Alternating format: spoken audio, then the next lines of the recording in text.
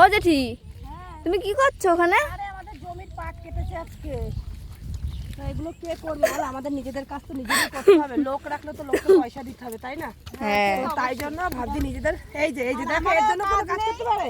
আমারও কাজ নেই হাতে, রূপাদি জোনের হিসেবে রেখেছে, তো কাজ করে দিই। এটা ওরে ওরটা ওরে, কি সর্বনাশ। এই গুবলু, তুই তো আমাদের জমির সব নষ্ট করে দিচ্ছিস। রাখ রাখ, তোমাদের লস হয়ে গেল। পারবি না, সব লস করে দিচ্ছিস ছেলেপেলে। দিয়ে জোন রাখলাম না, তো নষ্ট করে দিচ্ছিস তোরা রে। হায় ভগবান। তোমার কি করছো? বন্ধুরা, এই যে দেখছো না পাট, এই যে দেখছো, এই যে পাতা, এই গুবলু মারবো কিন্তু, রাখো তুমি, রাখো রাখো না।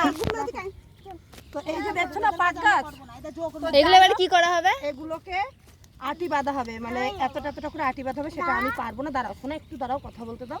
এরকম আটি বাঁধা হবে, তারপরে এগুলোকে পুকুরে নিয়ে গিয়ে এর উপরে মাটি দিয়ে কাদা টাদা দিয়ে কি বলা হবে, জাগ দেওয়া হবে।